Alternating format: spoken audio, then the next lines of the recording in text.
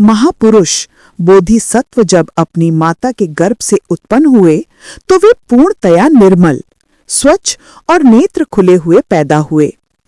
जन्म लेते ही उन्होंने अपनी माता की ओर हाथ बढ़ाया और कहा, माता, मैं दान करना चाहता हूं, क्या कुछ देने योग्य है?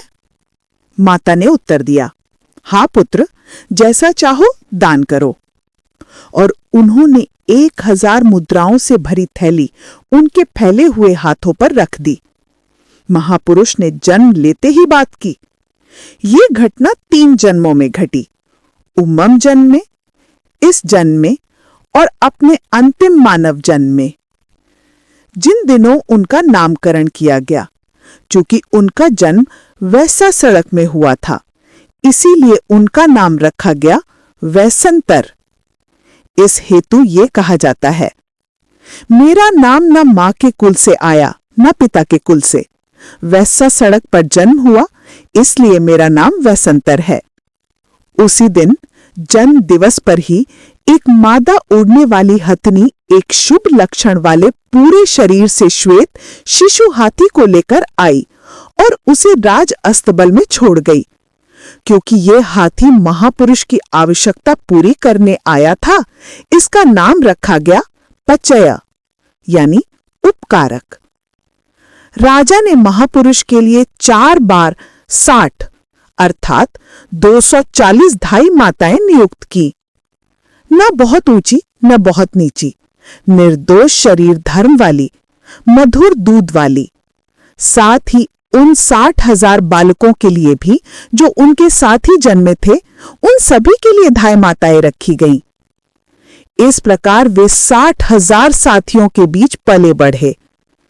राजा ने सोने के 1 लाख मुद्राओं का राजहार बनवाकर पुत्र को पहनाया, परंतु 4-5 वर्ष का वो बालक उसे अपनी धाई माताओं को दान कर देता। वे लौटाने का प्रयत्न करती, पर वो लेने से मना कर देता।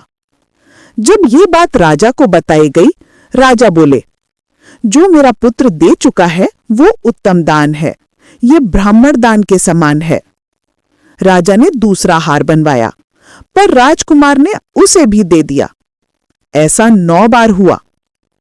जब वो 8 वर्ष का हुआ, एक दिन अपने शय्यासन पर लेटे लेटे सोचने लगा कि मैं जो कुछ भी देता हूं वो बाहर की वस्तु है, ये मेरे मन को तृप्त नहीं करता।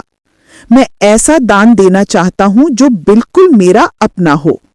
और वो मन ही मन गहराई से सोचने लगा कि यदि कोई मेरा हृदय मांगे तो मैं वक्षस्थल चीरकर उसे भी दे दूं, यदि मेरी आंखें मांगे तो मैं उन्हें निकाल कर दे दूं, यदि मेरा मांस मांगे तो मैं अपने शरीर का सारा मांस काट कर उसे दे दूं।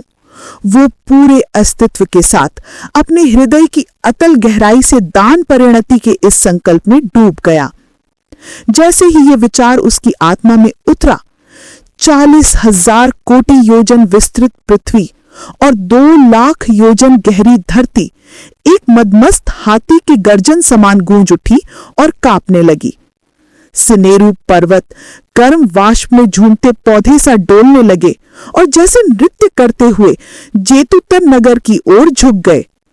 पृथ्वी के कंपन से आकाश गरजने लगा, बिजलियां कांप उठी, ओलों सी तपती चमक समुद्र मंथन सा उफान। सक देवराज ने प्रसन्न होकर हाथ ताली बजाई, महाब्रह्मा ने अनुमोदना का संकेत दिया और ब्रह्मलोक तक ये शुभ उत्साह फैल गया। इसलिए कहा जाता है, जब मैं अभी बालक ही था, केवल 8 वर्ष का, अपने राज मंडप पर बैठा दान और उदारता पर मनन करता था।